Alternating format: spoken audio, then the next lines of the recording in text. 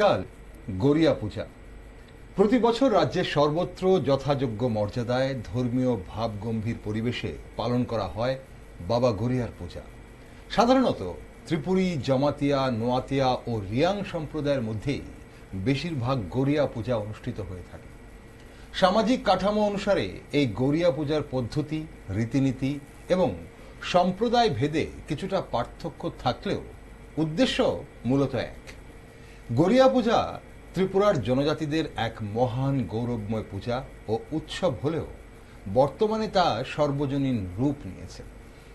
গড়িয়া দেবতা উপজাতিদের পরম আরাধ্য এবং তাদের বিশ্বাস বাবা গড়িয়ার আশীর্বাদ ছাড়া জাগতিক কল্যাণ, সুখ, শান্তি, ভোগ বিলাস ও অস্তিত্ব কোনোটাই সম্ভব নয়। তাই দেবতাকে পরম ভক্তি ভরে শ্রদ্ধা নিবেদনের অভিপ্রায়ে প্রতিটি উপজাতি নরনারী এই পূজা বা উৎসবের জন্য প্রতীক্ষায় থাকে। জনজাতিদের প্রধান এই উৎসবকে কেন্দ্র করে রাজ্যের সর্বত্র ব্যাপক উৎসাহ উদ্দীপনা পরিলক্ষিত হয়। বৈশাখ মাসের সপ্তম দিন গড়িয়া পূজা পালন করা হয়। হিন্দু দেবদেবীদের অন্য সব মূর্তি থেকে বাবা গড়িয়ার মূর্তি সম্পূর্ণ আলাদা। এর পেছনে কি কোনো বিশেষ কারণ রয়েছে জানবো আজ। শোনা যায় প্রাচীনকাল থেকেই জনজাতি অংশের মানুষ অত্যন্ত শ্রদ্ধার সঙ্গে এই পুজো করে থাকে। তবে কবে থেকে পূজার প্রচলন হয়, কে প্রথম গড়িয়া পূজা করেছিলেন, পুজোর প্রাচীন রূপ কেমন ছিল ও বর্তমানে কেমনভাবে হয় গড়িয়া পূজা, গড়িয়া পূজার ধর্মীয় গুরুত্ব কি এবং সামাজিক তাৎপর্যই বা কি, আজকে ত্রিপুরায় গড়িয়া পূজা কতটা ধুমধামে পালিত হয়, এমন নানান বিষয় জানতেই আমাদের আজকের এই বিশেষ টক শো। নমস্কার, আমি দীপেন আর আপনারা দেখছেন নিউজ ভ্যানগার্ড। গড়িয়া পূজার ধর্মীয় ও সামাজিক গুরুত্ব নিয়ে একটি বিশেষ টক শোতে আজ আমার সাথে রয়েছেন বিশিষ্ট শিক্ষাবিদ দিলীপ দেববর্মা এবং বিশিষ্ট সমাজ সচেতক অমরেন্দ্র দেববর্মা। আপনাদের দুজনকেই স্বাগত আজকের অনুষ্ঠানে। দিলীপবাবু, প্রথমে আপনার কাছে আসি যে অনেকেই বলেন যে বাবা গড়িয়া আসলে ভগবান শিব, কথাটা ঠিক কিনা, ইতিহাস কি বলছে, গড়িয়া পূজার প্রচলনটাই বা কিভাবে শুরু হয়েছিল? ট্রেডিশনালি ত্রিপুরী সম্প্রদায়ের মধ্যে এই গড়িয়া ধর্মীয় উৎসব এটা অতি প্রাচীনকাল থেকে চলে এসেছিল। আচ্ছা। এবং বর্তমান কালেও যে রূপে যে রীতি মেনে পুজো দেওয়া হয়, হ্যাঁ, সেটা প্রাচীন রূপেই রয়ে গেছে। এখানে তেমন অন্যত্র যেরকম বিবর্তিত হয়েছে, অনেক বিবর্তনের মাধ্যমে রূপান্তর হয়েছে, কিন্তু ত্রিপুরার ক্ষেত্রে সেটা এখনো সেই আদিম রূপেই রয়ে গেছে। আচ্ছা। এই ব্যাপারে আমি একটু উল্লেখ করতে চাই যে এই যে বাঁশ, এটাকে বাঁশ ব্যাম্বু পুল বলা হয়। আচ্ছা। ব্যাম্বু পুল অথবা উডেন পুল, মানে উডেন পুলকে ধর্মীয় অনুষ্ঠানে এই যে ব্যাম্বু পুল বলুন আর এই যে উডেন পুলই বলুন, তার মধ্যে সারা পৃথিবীব্যাপী এটার ব্যবহার করা হতো প্রাচীনকালে। আচ্ছা। ইভেন ইউরোপে, এখন ইউরোপে মেপুল বলে। প্রি খ্রিস্টান পিরিয়ড থেকে জার্মান প্যাগানিজম বা বিভিন্ন সাইবেরিয়া এবং মিডিল ইস্টে এই যে উডেন পুল এবং ব্যাম্বু পুল এটা ব্যবহার করা। আচ্ছা, আর একটু বিস্তারিত যাব। ব্যাম্বু পুল বা উডেন পুল বলতে আমরা এখানে কি বলছি? একটা কাঠামো বলছি, কাঠের তৈরি বা বাঁশের তৈরি কাঠামো বলছি না? যেমন চড়ক পূজায়, আচ্ছা, চড়ক যে গাছটা, আচ্ছা, এটা অনেক নিয়ম নীতি মেনে, তারা ধর্মীয় প্রথা রীতিনীতি মেনে তারা গাছটা কাটে পূজার মাধ্যমে, এবং এটা একটা মানে উডেন পুল। এখন এই উডেন পুলের সঙ্গে গড়িয়া যে পূজায় যে বাঁশের পুল দেওয়া হয়, তার মধ্যে সাদৃশ্য আছে। এবং এখানে আরো উল্লেখ করতে চাই, বিভিন্ন মানে সংস্কৃতির মধ্যে বিভিন্ন সোসাইটিতেই এই পুলের ব্যবহার এখনো বর্তমানেও মানে আমরা দেখতে পাই। আসামে বিহু, যে ওই যে রঙ্গালী বিহু বা কি জানি বলা একটা বহাগ বিহু, আচ্ছা, হ্যাঁ, এই বিহুটা এই নববর্ষের সময় হয় আসামে, তারাও কিন্তু ব্যাম্বু পুল ইউজ করে। ইভেন মহারাষ্ট্র, রাজস্থান এবং মধ্যপ্রদেশের মতো জায়গায় এখনো বর্তমান কালেও ব্যাম্বু পুল ইউজ করে।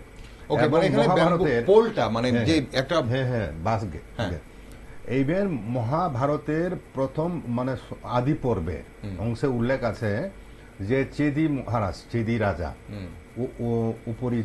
উপরিচারা নামে সেদি বংশের এক রাজা, সেও এই যে বেম্বু পুল দিয়ে ইন্দ্রের পূজা করত। আচ্ছা, হ্যাঁ, তাহলে এখন আমরা বর্তমান কালেও তার মানে অনেক নিদর্শন আমরা দেখতে পাই। পরবর্তী স্তরে অন্য সমাজে অন্য সংস্কৃতির রূপান্তরিত হয়ে এখন দেখুন আপনি মন্দিরের চূড়ায় ধ্বজা যে উড়ানো হয়, এটাও একটা পুলের উপরই থাকে। হ্যাঁ, আপনি জগন্নাথ মন্দিরে কিছুদিন আগে এটা মানে সোশ্যাল মিডিয়া খুব ভাইরাল হয়েছে, পতাকা ছিঁড়ে একটা বাস পাখি উঠছিল। তো এটা নিয়ে অনেকে অশ্লীল সংকেত, অনেকে অনেক কিছু চিন্তা ভাবনা ব্যাখ্যা দিয়েছে সোশ্যাল মিডিয়ায়। এবং আপনি জগন্নাথ মন্দিরে দেখবেন, তারপরে আপনি সোমনাথ মন্দিরও দেখবেন, আপনি দেখবেন ওই যে কেদারনাথের মন্দিরে, সব জায়গাতেই মানে এই যে মন্দিরের চূড়ায় ধ্বজা, এটাও কিন্তু এটার সঙ্গে সাদৃশ্য আছে। রূপান্তরিত হয়ে এটা হয়েছে, কিন্তু আধ্যাত্মিক বা ধর্মীয় উপাসনার ক্ষেত্রে এই পুলের একটা মাহাত্ম্য আছে এবং বিবর্তিত হয়ে এখন আজকে মন্দিরের চূড়ায় এই যে ধ্বজা রূপে এটা এখনো ব্যবহার করা হয়। আচ্ছা, তাহলে গড়িয়া পূজা এই যে বাঁশ যেটা এই পোলটা তৈরি হয়, এই পোলটা নিয়ে আপনি বলছিলেন, তাহলে এটা রিপ্রেজেন্ট করছে আসলে গড়িয়া, বাবা গড়িয়া। আমাদের মধ্যে সুপ্রিম কোর্ট, আমাদের অচাই ট্রেডিশনাল যারা প্রিস্ট আছে, অচাই বলি আমরা, তারা সব সময় তাদের মন্ত্রে মহাদেব মহাদেব, আচ্ছা, মহাদেব মহাদেব, মহাদেব তো নিঃসন্দেহে এটা শিব, মহাদেব, এই দুইটা আমরা বেসিক্যালি আমাদের ত্রিপুরী সমাজ মানে সভ্য এবং শাক্ত সম্প্রদায়ের সংখ্যাই বেশি। আচ্ছা, হ্যাঁ, বৈষ্ণব ধর্ম পরবর্তী সময় এসেছে আমাদের মধ্যে, এখনো বৈষ্ণব সম্প্রদায় আছে আমাদের মধ্যে, কিন্তু শুরু থেকেই শিব এবং পার্বতী বা দুর্গা এটার উপাসনা ত্রিপুরী সম্প্রদায়ে এটা বিশেষ রূপে মানে মানে পূজা করা হতো। এবং আপনি দেখেন এই যে 14 দেবতায় প্রথমে শিব, তারপরে পার্বতী, তারপরে বিষ্ণু। মানে দেবাদিদেবকে প্রাধান্য দেওয়া হয়েছে বেশি। ওকে, মহাদেবকে প্রাধান্য দেওয়া হয়েছে বেশি। তাহলে এখানে আমরা এই যে শোনা যায় যে তাহলে বাবা গড়িয়া আসলে দেবাদিদেব শিব, তাহলে এটা ঠিক। তাহলে এখন অমরেন্দ্রবাবু এই যে প্রচলনটা মানে গড়িয়া পূজার প্রচলন মানে কবে, যেমন আমরা যখন খার্চি পূজা নিয়ে যখন আমরা আলোচনা করি, খার্চি পূজা কিভাবে শুরু হয়েছিল বা এই 14 দেবতা কিভাবে এসেছিল তার একটা ইতিহাস বর্ণিত আছে এবং তার একটা কাহিনী আছে। ঠিক একইভাবে যদি গড়িয়া পূজার প্রচলন কিভাবে শুরু হয়েছিল প্রাচীনকালে বা কোথা থেকে এই পুজোর শুরু হয় তার কি কোনো কিছু উল্লেখ আছে? আছে, তবে আমরা যদি অনেক বেক সুপ্রাচীন আরো প্রাচীনের উদ্দে যাই, আমরা দেখা যায় আমাদের দঙ্গাই ফার থেকে চলতে হবে। প্রথম যে মানব রূপে সৃষ্টি হয়েছে তাদের কাছ থেকে মানে জিনিসটা আসতে হবে যদি আমরা ব্যাগ দিতে যাই। আচ্ছা, তাহলে ওইখানে দেখা গেছে দঙ্গমায় দমকা সুকুন রায় মুকুন রায় নামে আমাদের ইষ্ট দেবতা, এদেরকে ইয়ে করছিল। এরাই প্রথমে এদেরকে চলার জন্য, জীবন পরিচালনা করার জন্য, বেঁচে থাকার জন্য, সুখ দুঃখে করার জন্য এরা কিন্তু শুক্রায় মুকুন এরাই প্রথম ওদেরকে বলেছিল মানে কিভাবে পূজা দিতে হয়।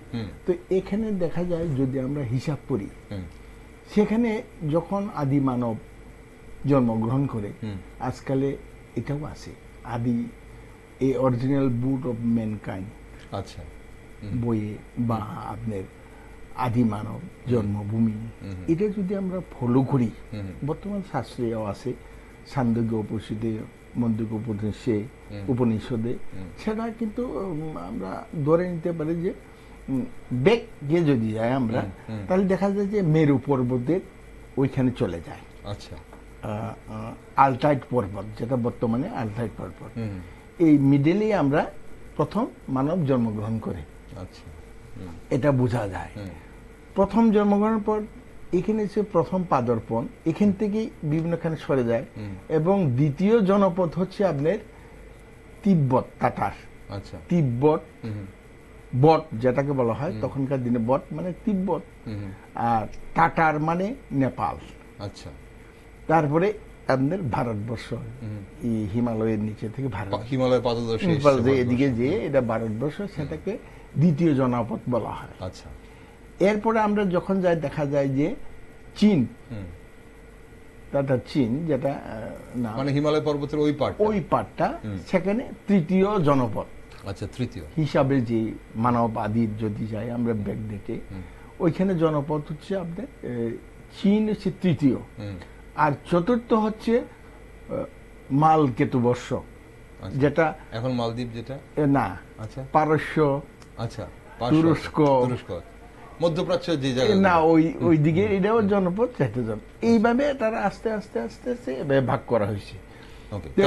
ওইখান থেকে যদি আমরা হিসাব করি, বা তখন কেউ আদি মানব তো বানর রূপেই ছিল, এবং যখন সভ্যতা আকারে আসি আমরা মেবি সত্যযুগ, তখন থেকেই কিন্তু আমাদের এই যে গড়িয়া পূজা করা হতো আমার মনে হয়, মানে শাস্ত্রের দিক দিয়ে যদি আমরা দেখি, ওইখানে সুগুণ রায় মুকুন্দ রায় নামে যে আমরা যাকে ইষ্ট দেবতা ভাবি, এরা প্রথম বছরের প্রথমের একদিন আগে, যেটা আমরা এখন মানি যে হারি বিশু, বিশিকেটা সংক্রান্তি, মানে আমাদের যেটা সংক্রান্তি বলা হয়, চৈত্র সংক্রান্তি, এটা বিশু বলে। আর হারি বিশু তো হচ্ছে, হারি বিশুর দিন আমরা ত্রিপুরা সাধারণত আমরা সকাল থেকে ওতে আমাদের যে গরু মানে পশু পাখি, যেটা গবাদি পশু, এদেরকে আমরা বনের ফুল টুল টুকে এটাকে সুতা বেঁধে এদেরকে গলায় পরিয়ে দিই আমরা, জল দিয়ে পাও ধুয়ে ধূপধুনা দিয়ে এদেরকে সেরে দিই। আমি ছোটকালেও এটা দেখেছি, আমি নিজেও করেছি হারি বিশ্বর দিন।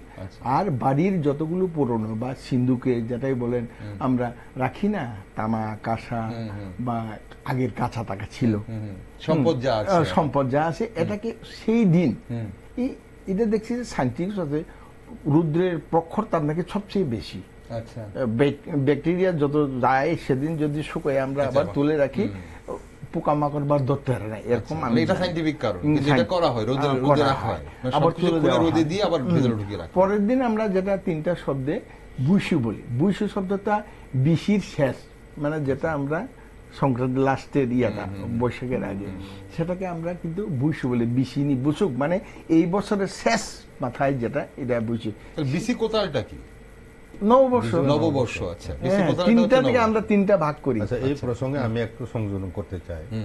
আমাদের রাসরত্নাকরম, যেটা 1500 শতাব্দীর প্রথম দিকে যেটা লেখা হয়েছে, প্রথম রচিত, মানে সংস্কৃত ভাষায় রচিত আর কি, সংস্কৃত রাসরত্নাকরম, সেখানে ধর্মমাণিক্য দুর্লভনের চন্দাইকে জিজ্ঞেস করে যে ত্রিপুরা রাজ্যের সৃষ্টি কবে হয়েছে। আচ্ছা, তখন দুর্লভনারায়ণ কইছে যে এটা সত্য যুগে শিবের বিহারের জন্য নাকি এই ত্রিপুরা ভূমিটা সৃষ্টি করা হয়েছে। শিবের বিহার বলতে শিবের ঘোড়ার জন্য, শিবের বিহারের জন্য, মানে ঘোড়ার। এখন আমরা বিশ্বাস করি এই যে 7 দিন ব্যাপী যে গড়িয়া পূজা দেওয়া হয়, এই টাইমটাই শিব ভ্রমণের জন্য আসে এখানে। আচ্ছা, আমরা গড়িয়া পূজায় যে সঙ্গীত গাওয়া হয় সেখানে উল্লেখ করা আছে দেশ বেড়ানোর ভাই, আচ্ছা, মানে বেড়ানোর জন্য ঘুরতে বেরিয়েছি, খাওয়া দাওয়ার জন্য, এক সপ্তাহ ব্যাপী এখানে অবস্থান করেন, এবং সে সময় আমরা গড়িয়া পূজা ছাড়া অন্য কোন দেবদেবীকে পূজা দেওয়া নিষিদ্ধ, কোন দেবদেবীর পূজা দেওয়া নিষিদ্ধ, এবং কোনো অস্থায়ী পূজা দেবে না, অন্য পূজা যদি দিতে হয় গড়িয়া পূজারই দিতে হবে। আচ্ছা, তাহলে এই 7 দিন বলতে কতদিন, মানে বৈশাখের 1 তারিখ থেকে 7 তারিখ, মানে আগামীকাল শেষ হবে। আচ্ছা, আমরা এখানে আমি একটু উল্লেখ করতে চাই, আমরা ত্রিপুর ক্ষত্রিয় সমাজ, আসলে আমাদের বিভিন্ন সম্প্রদায়ে বিভিন্নভাবে এই গড়িয়া পূজা উদযাপন করা হয়। আচ্ছা, আমরা দেববর্মা সম্প্রদায়ের মধ্যে কিন্তু মানে প্রতিটি বাড়িতে উঠানে এই যে গড়িয়া পূজাটা করতো। আচ্ছা, হ্যাঁ, মানে পরিবার ভিত্তিক আসিল এই যে পূজা। আচ্ছা, কিন্তু একমাত্র জমাতিয়া সম্প্রদায় তারা যৌথভাবে একত্রিত হয়ে সমবেত হয়ে তারা এক জায়গায় করতো। আচ্ছা, কিন্তু আমরা ত্রিপুর ক্ষত্রিয় সমাজ গত 8-9 বছর ধরে আমরাও সময়তভাবে রাজ্য স্তরে একটা প্রোগ্রাম করি। এই বছর আমরা খোয়াইতে ওই যে শরৎ চৌধুরী এসবি স্কুলের মাঠে বাইজালের কাছে আমরা করেছি, এবং কালকে সমাপ্তি দিনও আমাদের এটা বিসর্জন হবে, সেখানে আমাদের ক্ষত্রিয় সমাজ তারা যাবে এবং সেখানে লোকাল যারা আছে তারা অংশগ্রহণ করবে। তো এখন একটা প্রশ্ন জাগছে এখানে, আমি গড়িয়া পূজার বৃত্তান্ত যাব, যারা দর্শক বন্ধুরা আছেন আমাদের সঙ্গে, যারা হয়তো জানেন যে গড়িয়া পূজা কালকে ছুটি, গড়িয়া পূজা, কিন্তু গড়িয়া পূজা আসলে 7 দিন হয়, যেমনটা বলছিলেন দিলীপ বাবু। গড়িয়া পূজা বৈশাখ মাসের 1 তারিখ থেকে শুরু হয়, বৈশাখে 7ম দিন আসল পুজোটা হয়। কিন্তু এই পুজো কি হয়, এই পূজা নৈবেদ্য কি থাকে, কি দিয়ে পুজো করা হয়, ভোগে কি দেওয়া হয়, পুজোর ধরন কেমন, এইসব বিষয় নিয়ে আলোচনা করব। কিন্তু তার আগে একটা প্রশ্ন যাচ্ছে যে আমরা যেটা বলছিলাম যে ত্রিপুরী বা জমাতিয়া, নোয়াতিয়া বা রিয়াংরা এই পুজোটা বেশিরভাগ করে থাকেন। এখন কথা হচ্ছে যে যেহেতু ভগবান শিবের পুজো হচ্ছে, সনাতন ধর্মের দেবাদিদেব শিব ঠাকুরের পূজা হচ্ছে, এখন এই যে ত্রিপুরী বা জমাতিয়া, নোয়াতিয়া এনাদের মধ্যে যারা অন্য ধর্ম অবলম্বন করেছেন, তারা কি এই পুজোয় অংশগ্রহণ করেন? না, করে না। যারা অন্য ধর্ম গ্রহণ করে নিয়েছেন তারা কি এই গড়িয়া পূজাতে? তাহলে তো খ্রিস্টান হয়েছে তারা অংশগ্রহণ করে না। তাহলে তো আপনাদের এই যে যেটা পূর্বপুরুষদের পূজা, যেটা আপনারা যেটা বলছিলেন যে এই যে দুটো নাম বলছিলেন অমরেন্দ্র বাবু, আদি আপনাদের যারা যারা মারা যায় শকুনরায় প্রথম পুজো করেছেন বলছেন না, ওরা মানে দঙ্গাইমাকে নির্দেশ দিয়েছিল, নির্দেশ দিয়েছিল পুজো করার জন্য। তো আপনাদের পরম্পরাগত ভাবে তো এই পুজোটা চলে এসছে, বংশগত পরম্পরায় চলে এসছে। তাহলে যারা যদি এই ধর্ম অন্য ধর্মে যখন রূপান্তরিত হচ্ছেন, তাহলে কি নিজেদের বংশ পরম্পরা যে পুজোটা সেটা কি ওনারা ত্যাগ করছেন? অবশ্যই। আচ্ছা, সবকিছুই ত্যাগ করেছে। আচ্ছা, ইভেন তারা গড়িয়া পূজা নৃত্য করে না, কারণ এটার সঙ্গে গড়িয়া পূজা সম্পৃক্ত। গড়িয়া নৃত্য, গড়িয়া নৃত্য, আচ্ছা, ওরা করে না গড়িয়া নৃত্য, কেননা এটা রিলিজিয়াস একটা ডান্স মনে করে, ট্রেডিশনাল ডান্স মনে করে না। আচ্ছা, ওকে। এখানে যাই হোক, যেটা বলছিলাম সেটা হচ্ছে আপনাদের এই গড়িয়ার যে প্রথম দিন, যেটা এই যে শেষ লাস্ট আগের দিন প্রতিষ্ঠিত করা হয় গড়িয়া, কালকে কিন্তু শেষের দিন, শেষ দিনে আমরা বেড়াইটের পর আমরা ওনাকে পাও ধুয়ে, যেমন কেউ দিন কেউ বিদায়, হাঁস মুরগ দিয়ে ছেড়ে দিন দিয়ে বিদায় জানায়, তা পাও ধুয়ে। কিন্তু শেষের দিন এটা, এই 7টা দিন আমরা ওনাকে নিয়েই নাচে গানে ব্যস্ত থাকি বিভিন্ন ইয়াতে। আচ্ছা, এটা প্রথমে আপনি বলছেন যে গৌরবময় পূজা বা ঐতিহাসিক পূজা যেটা হয়, কিন্তু এই যে প্রথম দিন থেকে আপনার 7 দিন, এই কালকে আমাদের একটা পূজা আছে লাস্টের দিনে। উনি তো বলছেন কেন পূজা হয় না, লাস্টে কি হবে আমাদের রন্দক পূজা। রন্দক তার মানে রন্দক মিন্স মানে মালুমা খুরমা বলে আমরা লক্ষ্মী এবং সরস্বতী পূজা ফার্স্ট, যেটা আমাদের প্রত্যেক বাড়িতে একটা হাড়িতে থাকে এবং ওই ঘট জাতীয়, এবং ওই হাড়িতে সবসময় আপনার চাউল পূর্ণ থাকবে। আচ্ছা, এই চাউল পূর্ণ থাকা মানে পূর্ণতা নিয়ে এটা সবসময় ইয়াতে থাকে আর কি, মানে এটা কি সারা বছরই থাকে? হ্যাঁ, সারা বছরই থাকে। আমরা আরেকটু ভাগ করে দিই, যেমন আমাদের এই বাঙালি সমাজে চৈত্র সংক্রান্তি বা এই যে পার্বণগুলো আমাদের পয়লা বৈশাখ, নববর্ষ, এই পার্বণগুলো বলা হয় ঘরে ফসল তোলার পার্বণ। চৈত্র সংক্রান্তি, মানে ফসল তোলার পর তারপর আনন্দ করার পার্বণ এগুলো। তো এখানে কি এই গড়িয়া পূজার সঙ্গে কি ফসল তোলার কোন রকম সম্পর্ক আছে কি? আচ্ছা, আমি বলি এই ব্যাপারে আমি একটু বলতে চাই। ত্রিপুরী সম্প্রদায়ের লোকেরা ট্রেডিশনালি 7 দিন ব্যাপী, বছরের প্রথম দিন থেকে মানে পয়লা বৈশাখ থেকে 7 দিন অবধি, 7 দিন ব্যাপী তারা অনেক ধুমধাম করে এবং উৎসাহ উদ্দীপনার মধ্য দিয়ে এই একটা সপ্তাহ তারা নৃত্য গীত করে, আত্মীয় স্বজনের বাড়িতে যাওয়া আসা, হ্যাঁ, এই সমস্ত করে তারা ছেলে মেয়ে যুবক যুবতী সবাই একটা তাদেরকে স্বাধীনতা দেওয়া হয় এই টাইমে, উৎসব পালন। তখন সামাজিক কোনো নিয়ন্ত্রণ থাকে না, বাধা নিষেধ থাকে না আর কি, ওই টাইমটা একদম ফ্রি টাইম। এটা কেন করা হয়? একদিকে বছরের সমাপ্তি, বছর শেষ হলো বুসুদ্দিক, অপরদিকে এখন আরেকটা কথা বলে, জুম ভিত্তিক সমাজ ছিল আমাদের, হ্যাঁ, বা কৃষি ভিত্তিক সমাজ। তখন জুম জায়গা নির্বাচন চৈত্র মাসেই করে। আচ্ছা, এটাও জুমের যে জায়গাটা, এটা নির্বাচন করতে একটু কতগুলো প্রথা আছে, হ্যাঁ, নিয়ম আছে। তারপরে জুম কাটা হয়, জুমের জঙ্গলটা কেটে ফেলা হয়, এবং তারপরে যদি শুকানোর পরে সেটাকে পুরা দেওয়া হয়, আগুন দেওয়া হয়। তারপরে এটা পরিষ্কার করতে হয়, পরিষ্কার করে তারপরে রোপণ করতে হয়। এখন জুম কাল্টিভেশনের নতুন সিজন শুরু হচ্ছে শুরুটা। সামনে। আচ্ছা সামনে তার মানে আগে স্টার্ট করে দিয়েছে রোপণের নববর্ষকে বরণ করে এই 7 দিন ব্যাপী আনন্দ উৎসব মুখর পরিবেশে তারা বিভিন্ন নৃত্য গীতের মধ্য দিয়ে ভগবানের কাছে আরাধনা করে যে নতুন বছরে যেন ভালো ফসল ভালো ফসল হয়, আচ্ছা প্রাকৃতিক দুর্যোগ বা বিভিন্ন রোগ সুখ থেকে মানে যাতে মুক্তি পাওয়া যায় তার জন্য ধন সম্পত্তি এবং সমৃদ্ধির কামনা করে, হ্যাঁ, শান্তি কামনা করে এই পূজাটা করে। ঠিক, মানে ফসলের সঙ্গে রিলেটেড হলো একটু পার্থক্য আছে। আমাদের চৈত্র সংক্রান্তি যেমনটা বলা হয় ঘরে ফসল তোলার পর তারপর নববর্ষ নতুন বছরকে বরণ, আর আপনাদের এখানে হচ্ছে যে বলা হচ্ছে যে নতুন বছরে রোপণের সময়টাতে নতুন বছরে পুজো করে নতুন ফসলকে যেন ভালো হয় তার জন্য প্রার্থনা।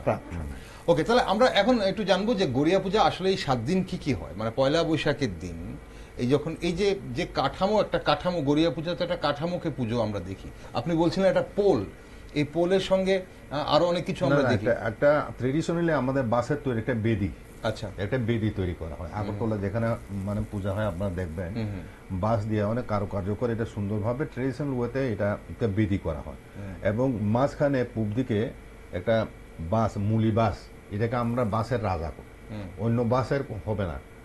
এই বাঁশ কাটারও নিয়ম আছে। আচ্ছা, হ্যাঁ, এটাও একটা মানে একটা রীতি প্রথা মেনে এই যে বাঁশটা সংগ্রহ করতে হয় এবং এটা মুলি বাঁশ হতে হবে, মুলি বাঁশ ছাড়া হবে না এবং জ্যান্ত গাছ না হলে আমরা পুজো তো দেয় না। আমরা লাম্পড়া অথবা বলুন মানে এই যে বাঁশ গেড়ে যে গড়িয়া পূজা, হ্যাঁ, এটাও জ্যান্ত গাছ হইতে হইব। একটা বিশেষত্ব হচ্ছে কি জানেন, জ্যান্ত গাছ বলতে কি বাঁশটা কেটেই আনতে হবে না, কাটা হলেও কাঁচা অবস্থা বিশেষত্ব হচ্ছে একদিন আগে কাটতে হইব। কাঁচাটা মাটিতে পুঁতে দিলে তো জীবন্ত থাকে। সেখানে জল, বায়ুর যে এই যে আবহাওয়ার জল সবগুলি ভর্তি থাকে, মানে ইয়াটা শুকানো হয় না। যেন আমরা জলকে যেমন গটে ব্যবহার করি শুকনো, ঠিক তদ্রুপই এই যে জিনিসটা আমরা প্রতীক হিসেবে ধরে নিয়েছি এটা সজীব হতে হবে। আচ্ছা, সজীবের উপরও এটা প্রাণদান দেওয়া হয়। তার জন্য কাঁচা বাঁশ ব্যবহার করা হয়। একটা বেদি যেটা আমরা দেখি সেখানে রিসাও বাঁধা হয়। রিসাকে আমরা খুব পবিত্র মনে করি আর কি, এবং রিসা সর্বাঙ্গী রিসা, যেটাকে মানে আধ্যাত্মিক দিক থেকে পূজা পার্বণের সর্বাঙ্গী, যেটাকে আলাদা এমব্রয়ডারি থাকে এটা। আচ্ছা, হ্যাঁ, ট্রেডিশনাল।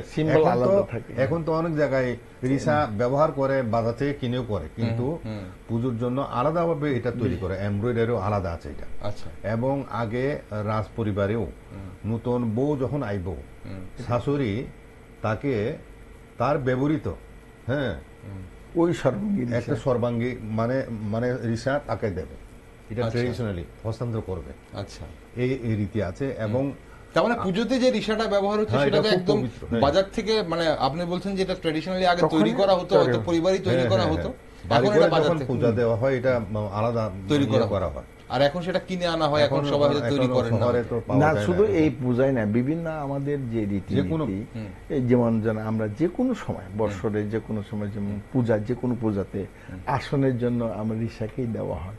আচ্ছা, আবার যেমন তারেকে ইয়ে করার জন্য আমরা দুটি দেয় না, ওই রকমই আমরা রিসাকে আপন ভাবে যেভাবে প্রাধান্য দেওয়া হয়। পূজার উপকরণগুলো কি কি? মানে ধরুন আমরা যে যখন আমরা ভোগ দিই, নৈবেদ্য দিই, সেখানে তো আমাদের যেসব পুজোগুলো হয় সনাতন ধর্মের, সেখানে আমরা দেখি যে ভোগের মধ্যে ফল দিই আমরা, বা চাল যেটা থাকে, সাবু থাকে।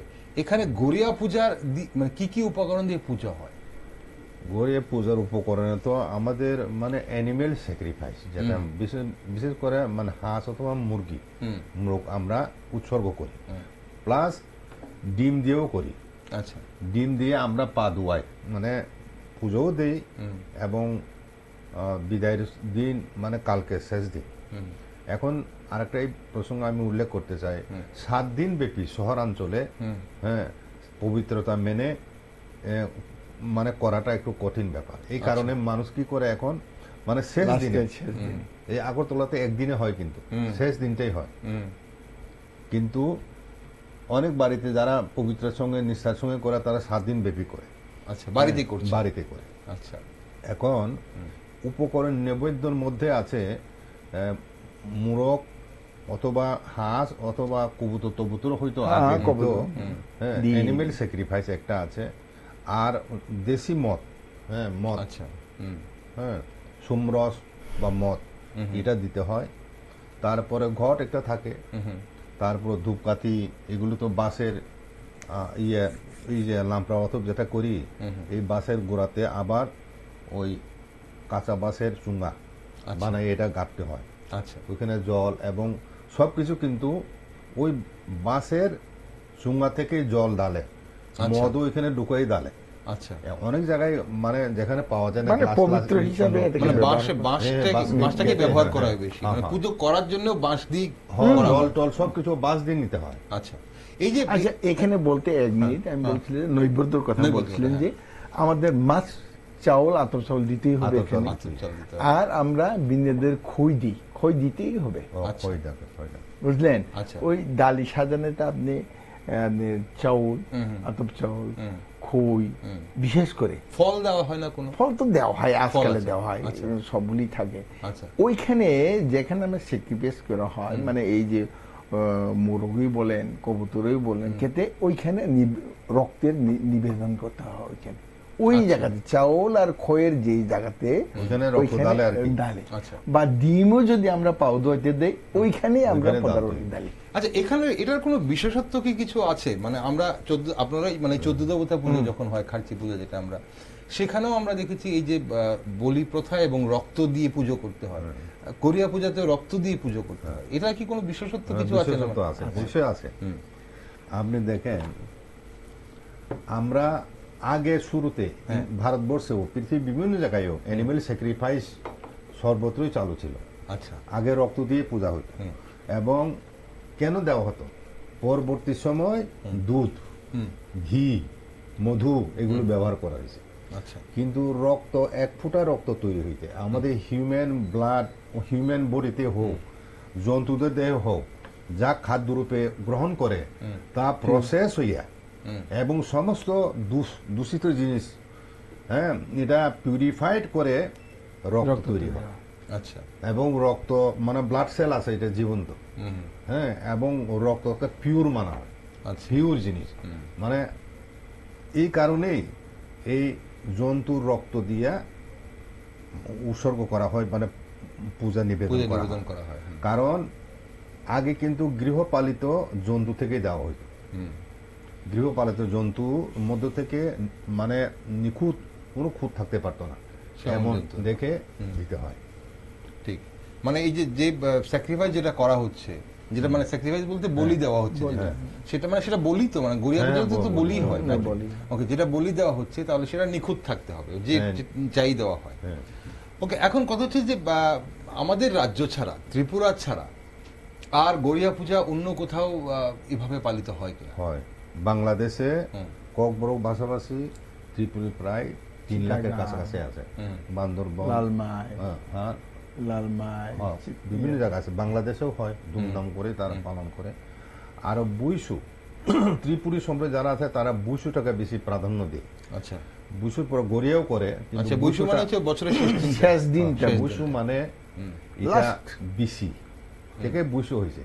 বিহু কিন্তু আসলে বুরু ল্যাঙ্গুয়েজ বিসি থেকেই বিহু হয়েছে। আচ্ছা। আসামি ভাষায় ইয়ে হয়ে গেছে এখন বিজু, বিহু, বিজু, বিহু, বুইসো। আচ্ছা, এটা তিনটে একই আলাদা আলাদা জায়গায়। চাকমারও বিজু করে। এটার সঙ্গে বুদ্ধ ধর্ম কোনো সম্পর্ক নাই, কিন্তু এটা তারা ট্রেডিশনাল। আচ্ছা। বিজু উৎসব তার সামাজিক পার্বণ হিসাবে তারা উদযাপন করে। হয়তো আগে এটার সঙ্গে আধ্যাত্মিকতা সম্পর্ক ছিল, কিন্তু এখন ত্রিপুরা বাইরে, এখন যেমন এইবার বেঙ্গালুরু যারা ত্রিপুরীরা আছে তারা করে, দিল্লিতেও করে। এছাড়া এখন বর্তমানে আসামে প্রায় 50,000-এর মতো ত্রিপুরী আছে, সেখানেও করে।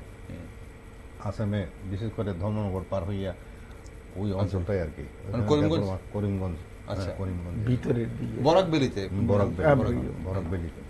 ওকে, তাহলে এখন একটা কথা যে আমাদের ভারতবর্ষে অবশ্যই প্রচলিত আছে যে ধর্মচর্চা, উৎসব সভা, বিভিন্ন ধর্মের বা বিভিন্ন জাতিগোষ্ঠীর মানুষের উৎসব হয়, কিন্তু সেখানে অংশগ্রহণ করেন সবাই।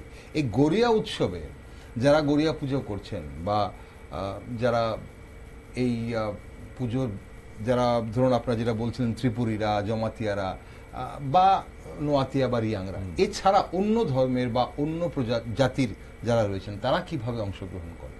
মানে শুধু কি মানে যেতে পারেন পুজোতে, নাকি তারাও পুজো করতে পারে? পুজো করতে পারে। ইদানিং কালে শহরাঞ্চলে এখানে মানে বিভিন্ন সম্প্রদায়ের লোকেই পূজা মানে উৎসর্গ করতেছে, পূজা দিতেছে, ডিম দিয়ে মানে মোরগ কেটেও অনেকে পূজা দেয়। আচ্ছা, মানে ধরুন আমি যদি কালকে যাই, না, আমি যদি কালকে যাই কোনো একটা গড়িয়া পূজা যেখানে হচ্ছে, সেখানে আমি কি কোনো কিছু উৎসর্গ করতে পারবো? দিতে পারেন। আচ্ছা, ডিম দিতে পারেন, মুরগিও দিতে পারেন।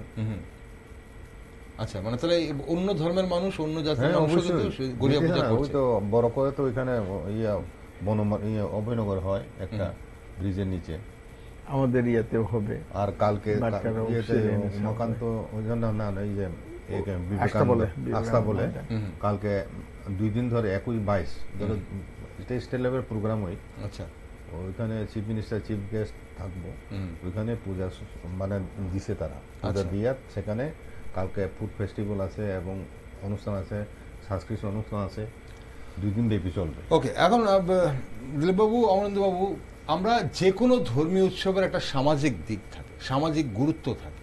আর যেটা দুর্গাপূজাই বলুন, সেটা ক্রিসমাসই বলুন, বা সেটা গণেশ পূজাই বলুন, গড়িয়া পূজার সামাজিক গুরুত্ব বর্তমানে কেমন দেখছেন, কিভাবে দেখছেন? হ্যাঁ, এখন ট্রেন্ড, এখন যা হচ্ছে যে কোনো উৎসব পার্বণে সবার অংশগ্রহণ এটাই সার্বজনীন হয়ে ওঠে।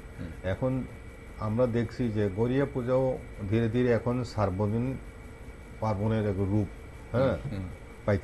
জমায়েতদের এখানে সবাই যায়। এখন অন্য ধর্মাবলম্বী বা অন্য সম্প্রদায়ের লোকেরাও এই উৎসবে সামিল হইতেছে। এই ত্রিপুরা রাজ্যের মিশ্র সংস্কৃতির যে ঐতিহ্য, এটাকে পুষ্ট করতেছে এই গড়িয়া যে উৎসব। সারা রাজ্যে এটাকে এখন সার্বজনীন হিসাবে এখন গ্রহণ মান্যতা পাচ্ছে এবং ধীরে ধীরে অনেকে আমরাও আহ্বান জানাচ্ছি সবাই ধর্ম বর্ণ নির্বিশেষে সবাই সামিল হোক, কি মুসলিম, কি খ্রিস্টান, কি বুদ্ধিস্ট। হ্যাঁ, মানুষের এটা একটা মিলন, একটা সংহতি, রাজ্যের সংহতি সম্প্রীতি বৃদ্ধি, এটা একটা গুরুত্বপূর্ণ, যে কোনো পার্বণে হোক এটা গুরুত্বপূর্ণ ভূমিকা পালন করতে পারে। ঠিক, সামাজিকতার একটা বিরাট বড় দিক যে কোনো উৎসব। তো সামাজিকতা রক্ষা করারও দিক, যদি সেখানে যদি সবাই যদি অংশগ্রহণ করে একসাথে, তাহলে কিন্তু সেখানে সৌভ্রাতৃত্ব বোধটা বাড়িয়ে দেয় অনেকটা বেশি যে কোনো উৎসব। অমরেন্দ্রবাবু,